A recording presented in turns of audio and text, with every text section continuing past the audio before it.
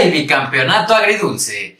El día de hoy vamos a hablar de una hazaña histórica por lo que representó este bicampeonato en las vitrinas de Italia y las razones del por qué a este bicampeonato se le apodó como el bicampeonato agridulce, por todo lo que sucedió en el mundo en aquellos años, al igual que en el mundo futbolístico. Así que ponte cómodo, que aquí estamos para contar historias futboleras.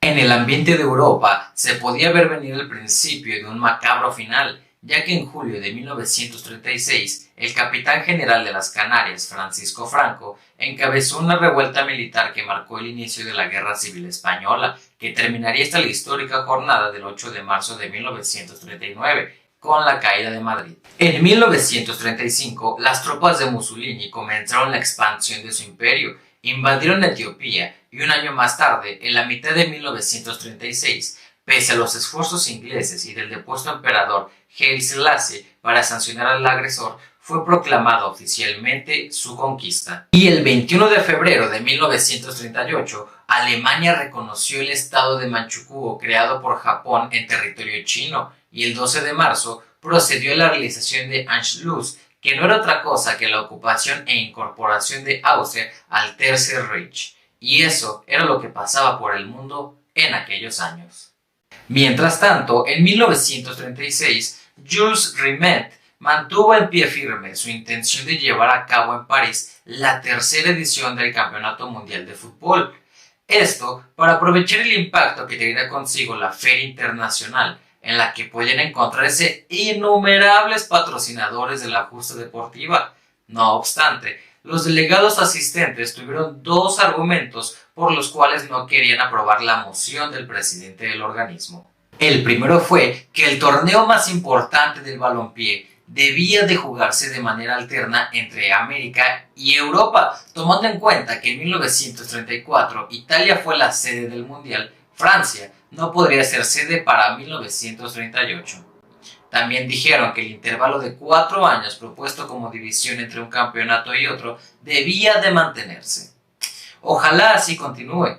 ¿O a ustedes sí les agrada esa idea de un mundial cada 2 años? Platícame tu respuesta. Total, que el Congreso de 1934 se disolvió y el único acuerdo que se llegó fue que en 2 años más la FIFA volvería a reunirse, pero en Berlín. No lo sabían en ese momento los delegados, pero sin duda se enterarían más tarde que para cuando se produjera esa segunda reunión ya se había formado el eje Berlín-Roma, con los nacionalismos alemán e italiano como escudos. La Berlín del Führer recibió a los hombres de pantalón largo de todos los países que tenían federaciones afiliadas a la máxima autoridad del fútbol. El contrato al que se llegó en aquel momento era tan previsible que a nadie le tomó por sorpresa. Efectivamente, del 4 al 19 de junio de 1938, París, la Lutencia de los Galos, celebraría la fase final de la tercera Copa del Mundo de Fútbol. Europa se convertiría así, y por única ocasión en el resto del siglo, en la anfitriona de la más grande fiesta de este deporte. ¿Se imaginan? Nos hubiéramos perdido de los mundiales celebrados en Suecia, Suiza, Inglaterra, Alemania, España y Francia. Esa decisión, como tampoco lo suponían en ese momento los dirigentes, se convertiría en una pesada losa que tendría que soportar por muchos años el Mundial de Francia. De los 16 países clasificados a la fase final del torneo, 13 eran europeos. Únicamente Indonesia, Brasil y Cuba, estos últimos con escasa experiencia futbolística, aceptaron la invitación. Cuba y Brasil no tuvieron rivales en América, más por ausencia que por la eliminación. Uruguay seguía con su postura de contestar que no a cualquier carta que le brindaran las federaciones europeas, en represalia a la negativa de estas para jugar en Montevideo en 1930. Básicamente seguían enojados porque solamente 4 selecciones europeas fueron hasta Uruguay para el primer mundial de la historia. Argentina caprichosamente dijo que no, porque ninguna federación americana había apoyado su candidatura para la realización de este mundial en 1938.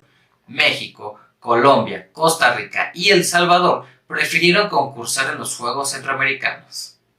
De menos ahora, no nos van a eliminar en la primera ronda del torneo. Estados Unidos tenía claras intenciones de tomar parte en la justa, para lo cual habían contratado a jugadores profesionales ingleses que cuando se enteraron del programa de juegos se negaron a hacer el viaje. Las islas holandesas, como llamaban en aquel tiempo a Indonesia, no tuvieron necesidad de jugar en la zona de eliminación de Oceanía, que para el caso significaba también a las de África y Asia, ya que Japón no se presentó a este partido. La eliminatoria se disputó en 7 grupos, bastante desequilibrados entre ellos. En el 1, por ejemplo, jugaron Alemania, Suecia, Estonia y Finlandia. Los germanos y los suecos clasificaron invictos, mientras que en el cuarto, Suiza consiguió su pase al derrotar en un solo partido 2-1 a Portugal. En el 5, Grecia primero eliminó a Palestina en 2 partidos, 3-1 el primero y 0-1 en el segundo, pero después fue goleada 11-1 por Hungría. En el 6, a pesar de que en el primer partido habían empatado a un gol, los jugadores de Bulgaria se derrumbaron en el segundo y fueron aplastados 6-1 por los de Checoslovaquia. En el 7, se acordó que primero se midieran Lituania y Letonia para que el ganador se viera las caras contra Austria. El resultado del experimento fue más interesante de lo que se imaginaba. Letonia ganó el primero de la serie 4-2, pero en el segundo, realizado en Vilnius, fue goleada 5-1. Holanda y Bélgica, lo mejor de los Países Bajos, calificaron en el 8 a costa de sendos triunfos sobre Luxemburgo y un empate entre ellas. Por primera vez en la historia, concursó el equipo campeón con la firme idea de mantener el centro mundial. Italia era por esos días la máxima potencia futbolística del planeta, no solo porque había ganado el mundial hace 4 años ante Checoslovaquia, sino más bien por lo que habían hecho desde aquel partido. Desde el 10 de junio de 1934 y hasta el día de su primer duelo ante Noruega, ocurrido el 5 de junio de 1938, Italia únicamente había sufrido 2 derrotas. Estas serían las 14 selecciones que jugarían la fase final de este mundial. Francia, Bélgica, Suiza, Alemania, Brasil, Polonia, Checoslovaquia, Holanda, Italia, Noruega, Cuba, Rumania, Hungría y Antillas Holandesas. Suecia se uniría en este mundial para jugar a partir de los cuartos de final. El día 4 de junio de 1938, a las 18 horas, hora de Francia, daría comienzo este mundial, con el partido entre Suiza y la poderosa selección alemana.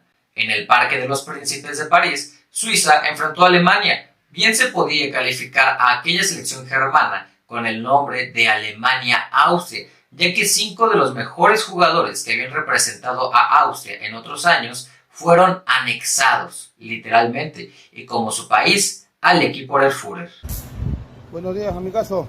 Después de 120 minutos de lucha por ambos conjuntos, el partido acabaría con un empate a 1. 5 días después se jugaría el desempate, donde después de tanto tiempo, los suizos le ganarían a la selección alemana 4-2. Así es, lograron la hazaña. En otro gran juego, incluso llamado como uno de los mejores partidos de este torneo, Brasil se enfrentaría a Polonia, partido donde 2 jugadores brillaron en su máximo esplendor.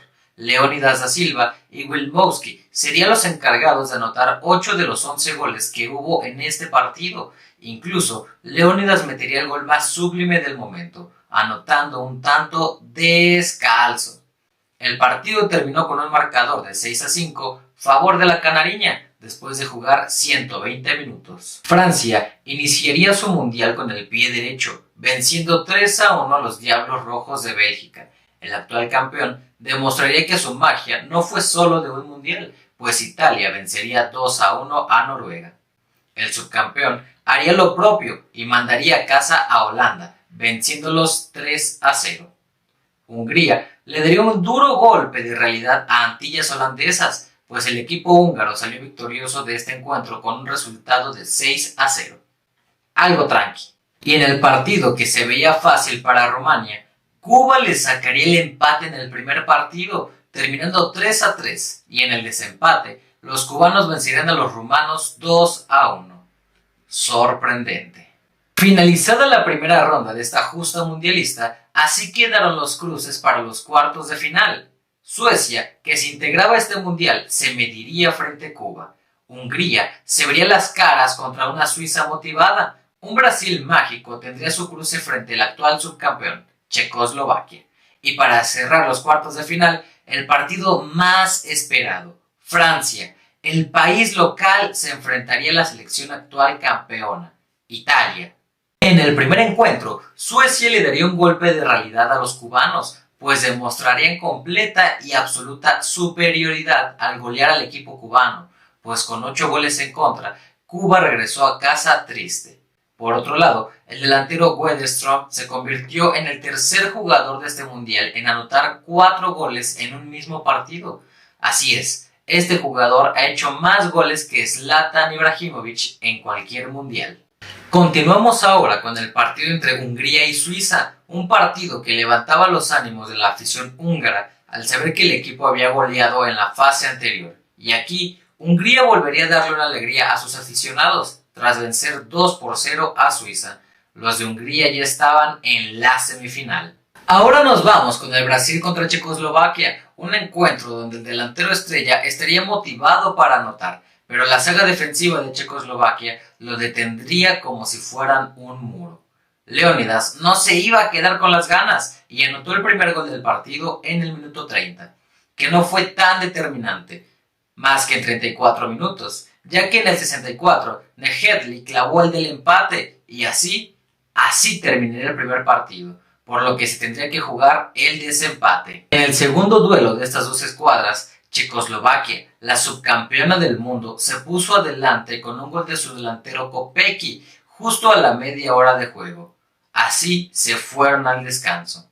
La reacción al ritmo de samba llegó muy rápido. En el minuto 12 del segundo tiempo, Leónidas empató y un minuto antes de que el árbitro pitara los 3 silbatazos finales, Roberto metió el del triunfo para Brasil. A partir de ese momento, se buscó al nuevo candidato que ocuparía el puesto de subcampeón. Con un subcampeón eliminado y el último encuentro de cuartos de final, Italia versus Francia, sería el partido que todos volteaban a ver, pues Italia defendería su corona, mientras que Francia, al ser el local, contarían con el apoyo de toda su afición. En el estadio de Colombés entraron 58,000 fanáticos que gritaron con todas sus fuerzas desde muchos minutos antes del juego. Inesperadamente, la sombra del silencio ahogó los mares de las euforias, cuando Colaussi abrió el marcador por parte de Italia apenas en el minuto 9. Era el presagio simplemente. Un minuto más tarde, otra vez las llamas salieron de las bocas de los franceses, porque Heiserer consiguió el empate. En la segunda mitad, un par de sietes marcaría la suerte del destino galo. En el minuto 7 del segundo tiempo, Piola anotó el 2-1 y en el 27 el 3-1. Así acabaría el duelo más esperado, dejando a Francia fuera del Mundial siendo la sede y también dejando a Italia competir por el bicampeonato. Las semifinales quedarían definidas así. En Marsella, el 16 de junio, Italia se mediría ante Brasil en el Estadio Velódromo Municipal, mientras que ese mismo día, pero en el Parque de los Príncipes, Hungría se vería las caras frente a Suecia. Llegaría el día del primer enfrentamiento, una Italia con la mira puesta en el bicampeonato y una Brasil con un futbolista lleno de magia que lamentablemente estaría ausente en este juego, definirían al primer finalista de esta copa celebrada en Francia.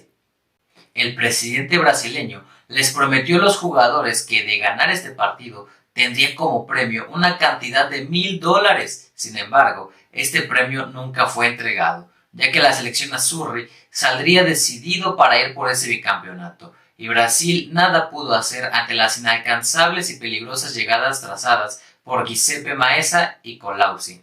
Las anotaciones de los azzurri cayeron en el minuto 55 a cargo de Colaussi y en el 50 por Meazza. De esta forma, los italianos esperaban el ganador del partido entre Hungría y Suecia para el enfrentamiento en la final del Campeonato Mundial de Francia 1938. En la otra semifinal, Hungría tendría un poderío impresionante y ante toda especulación de partidazo, Suecia recibiría 5 goles y ellos solo anotarían 1. Por lo tanto, Hungría sería el equipo seleccionado para derrotar a Italia, o si no, ser el nuevo subcampeón. Para el puesto de tercer lugar, Brasil ya contaría con la presencia de Leónidas, quien sería el encargado de llevar la medalla de bronce a su país. Con un doblete, la verde-amarela le ganaría 4-2 a Suecia. ¿Se acuerdan de Mussolini? Sí, el personaje del cual hablamos un poco en el video anterior, pues aquí también haría de las suyas. A los jugadores italianos les llegó en la víspera de la final un telegrama fechado en Roma y firmado por el duque. El mensaje estaba compuesto por 4 contundentes palabras y por unos puntos y seguidos. Signori, vinciere o morire, que traducido al español sería algo así: señores, ganar o morir. Las palabras de Mussolini y los números de la selección de Hungría eran sus grandes rivales. El 3 regía el pasado de sus rivales. Los húngaros habían jugado 3 partidos, los 3 los habían ganado y en ellos habían anotado 13 goles. Punto. Con todo y amenaza, el 19 de junio de 1938, a las 18 horas de Francia, se jugaría la final en el Estadio Colombes, que contaría con la entrada de 50.000 aficionados para disfrutar del partido entre Italia y Hungría. Italia se adelantaría en el minuto 5, con un buen remate de Kolauzi. Titkos encendió los ánimos de los húngaros al empatar 2 minutos después. Apareció el fantasma de Piola, que antes había eliminado a Francia de la competencia, y puso en el minuto 16 el marcador 2-1 a favor de los nerviosos italianos. El 3-1 llegó 10 minutos después, antes de que terminara el primer tiempo, con un estupendo gol de Kolauzi. Así, más venciendo y muriendo, se fueron al descanso.